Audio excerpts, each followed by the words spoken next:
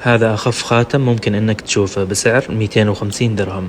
Ashamaa harka fuunee hordoftoota kabajamtoota chaanal YouTube Eskalech jalatti argamtanii jirtu bakka jirtanitti nagaan waaqessanii baay'eetu jecha. Egaa akkuma argaa jirtanii warqiidha. Warqii yeroo baay'ee gara onlaayiniitirraan rakasa jennee gaafa ilaallu warqiin oriijinaalii miti jechuudha. Sirriitti of eeggannoo godhaa. Warreen onlaayinirraa bittanii fudhattanii galtanii biyyattillee hin gurgurra wajjin jettanii sirriitti of eeggannoo cimaa godhaa isiniin jedha obboloota koo.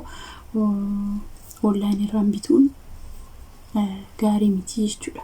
Maaliif oriijinaala miti. Amma fakkeenyaaf warqii fakkaata garuu immoo warqii miti.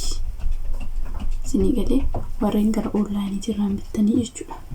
Kanaaf anillee namoonni akkas ta'anillee hin jiru waan ta'eef sirriitti of eeggannoo godhaa.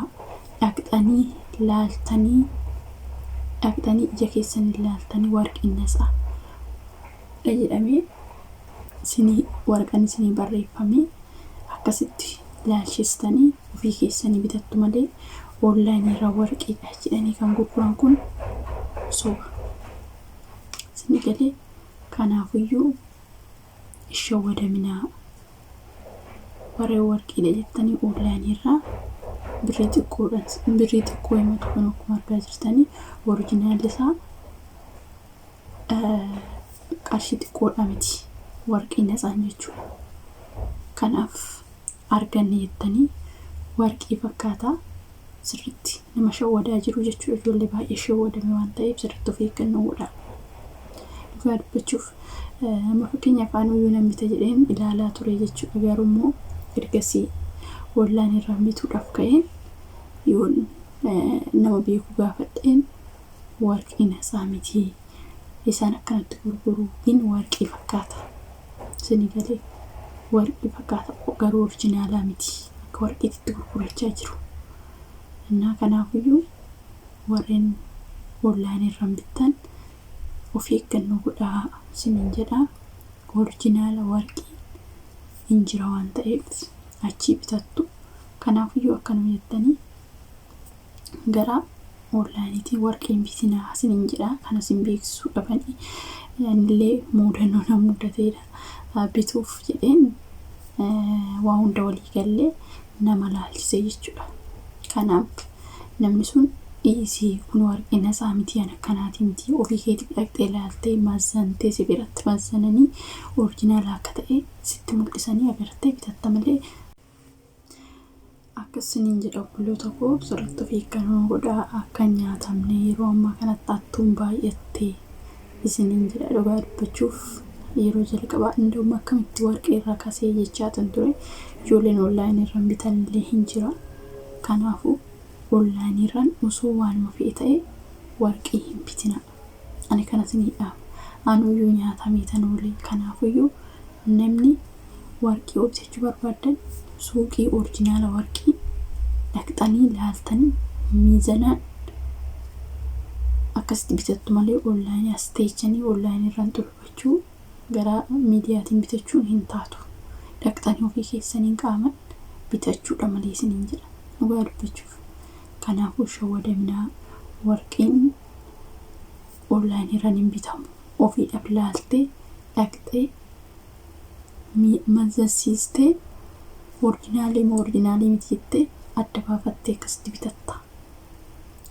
Kanaaf ijoollee warqii bitachuu barbaadan onlaayinirraan hin bitatinaa isiniin jedha. Kun dhaamsa kiyya.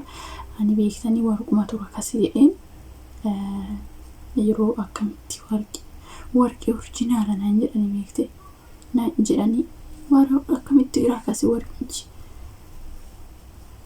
kan baareenii kan maalitiyyuu kan maalii anda'uun bakka bituudhaaf jedhee akkas ta'e isiniin jedha. Isinirra akka kiyyaa kan taane sirriitti of eeggannoo godhaa isiniin jedha. Kun dhaamsa kiyya. Ijoollee warqii onlaayinirraan bittan sirriitti ilaalchifadhaa. Dhugaa dubbachuuf foorjiidha jedhan.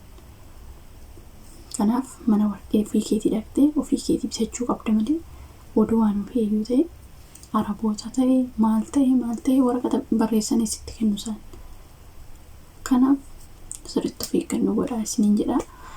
Inni dabalataa wanti beektanii online irraan bitamuu fi wanti online irraan hin bitamne garaagarummaa qaba.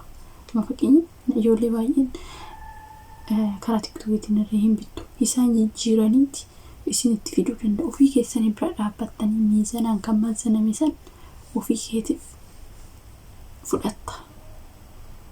Dhugaa dubbachuuf yoo warqii bitattan immoo waraqaan sun baduu hin qabu mool. Waraqaan isinii barreeffame sun baduu hin qabu. Maaliif boodallee isin fayyada waan ta'eef kan yeroo gurgurtan ta'e gisee asii biyya arabaatii galtan ta'e isin fayyada. Faayidaa qaba waraqasichi jechuudha. Waraqata saniin malee hin dabarsa warqee hin beektu.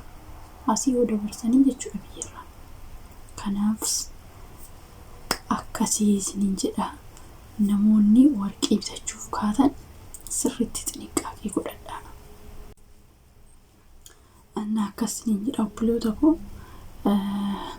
ani maalan ta'e seetanii bakka tokkotti warqee aan argaa kan mormaatii fi kan gurraatii beektanii warqichi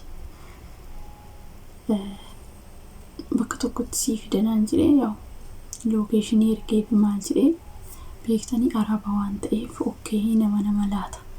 Amma waan ilaalu isaan siriidha hattoota ta'anii jechuudha. Wanti nuyi orjinaala jennee online irraa binnu hundi finiin forjilii. Wanti bitamu kun wanti online irraa bitamu kun hunduu forjiliidha. Dhugaa dubbachuuf Shein fi Tmall amma ta'e meeshaa orjinaala akkasii fiduu jechuudha. Kanaafuu yeroo online irraa bittan meeshaa kamiyyuu waan ta'an online irraa oduu bituu baattanii gaariidha. Akkasumas immoo atarraa fi nama kee fayyada garuu atarraa bituu warreen Shein Tmall ammoo fakkeenyaaf warreen Tmall fa'aa xoludanii maal gootu kaashii xolubdoon taane keessattuu ijoolleen biyya galuudhaaf yeroo kaatanii kaashii hin xolubina. Kaashii jechuun harkatti qarshii ID'dhaan hin xolubina. Yeroo san siniin dhufu maaliifi waa'ee Tmall siniifan hojjedha. Viidiyoo siniifan hojjedha. Ijoolleen kaashii malee nu dijee jettanii bilbila lama qabaattan bilbila biraatirratti banachuu dandeessu. Tokkoon qixaatii yoo isin qixxaa'e Tmall sun dafee isinirraa kaasuu dhiisuu danda'a. Bilbilan biraatiin xulubattu jechuudha. Waa'ee Tmall ijoolleen hin beekne baay'een keessan hin jirtu siniifan hojjedha viidiyoo. Akkasumas immoo uffata nuyi jenne nuuf finnee akkamitti warreen jettanii gaafina gaafattan illee hin jirtu siniifan hojjedha. Kun koo salphaadha. Waa'ee Tmall irratti fakkeenyaaf ati LSL ati wanti ati kaawwattu lakkoofsa ati kaawwattu gaafa himatte inni lakkoofsuma asii fida malee wanti inni bira dabarsisii fiduu miti. Sumatu xulbachuu wallaalee waan ta'eef ani amma nan xulbaa haala isaa hundumasaa viidiyoo isiniif hojjedha. Sirriitti dhaggeeffattu jechuudha. Warreen waa'een Tmall isiniin galle innaa viidiyoo biraatiin hanga walitti deebinutti turtii gaarii qabaadhaa. Warreen viidiyoon kun sin bira ga'e immoo sheerii waliif godhaa. Waa'ee onlaayinii akkasumas waa'ee warqii kana sirriitti of eeggannoo godhaa. Dhugaa dubbachuuf nama baay'eetu shawwadamee nama baay'ee nyaatama waan ta'eef akkasii turtii gaarii